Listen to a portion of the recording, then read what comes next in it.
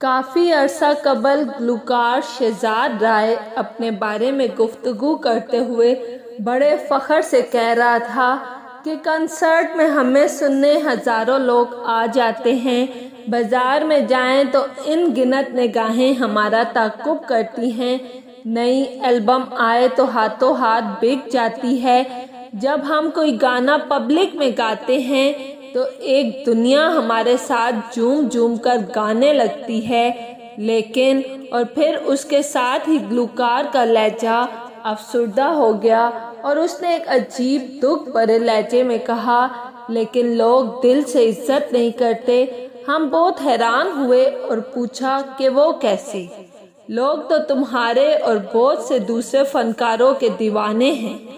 شہزاد رائے ایک سمجھدار فنکار ہے اور بہت سے دوسرے شوبز لوگوں کے برعکس عقل مند اور حقیقت پسند بھی۔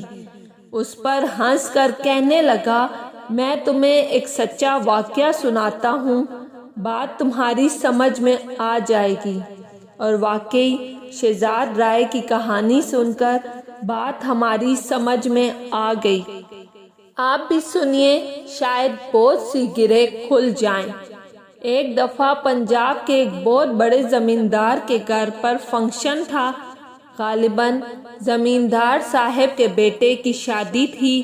مجھ سمیت کئی دوسرے فنکاروں کو بھی مدعو کیا گیا تھا۔ جس کو بھی بلایا وہ پہنچا کہ پیسہ منہ مانگا دیا جا رہا تھا۔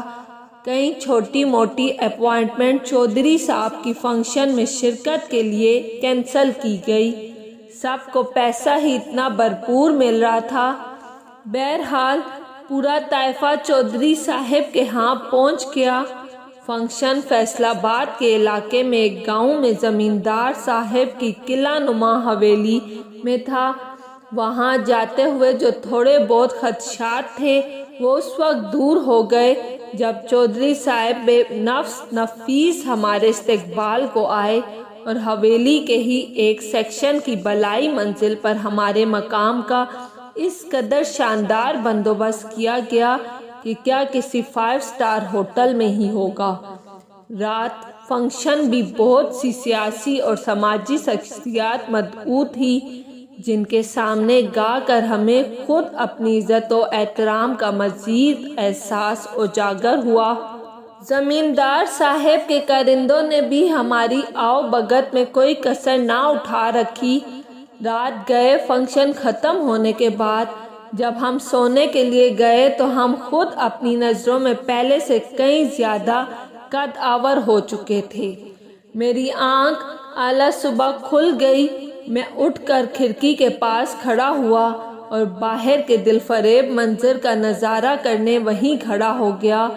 گاؤں والے تو سیر خیزی کے عادی ہوتے ہیں۔ باہر بہت سے لوگ رات کی فنکشن کا سامان سمیٹنے میں مصروف تھے۔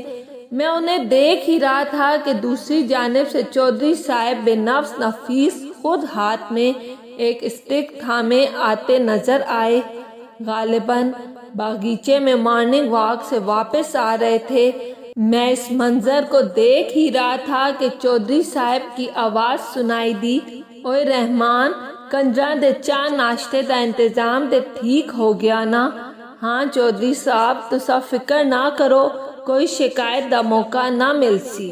اور پھر چودھری صاحب نے جو ہم کنجروں کے لیے کافی فکر مند تھے مزید تاکید کرتے ہوئے کہا، ہاں بھائی، اے کنجر ہمارے مہمان ہیں اور میرے پتر دی شادی تے آئے نے، خوش خوش واپس جانے چاہیے۔ تو یہ تھی ہماری عزت ان کی نظر میں۔ ہمیں ڈھیروں پیسہ ملا، آؤ بھگت بھی بہت ہوئی جو شاید وہاں کی ریت تھی، لیکن ان کی نظروں میں ہم فقط کنجر ہی تھے، اور کنجر تو کنجر ہی ہوتا ہے، اس کی عزت نہیں ہوتی۔ اگر آپ کو میری ویڈیو پسند آئی ہے تو لائک اور سبسکرائب کیجیے گا۔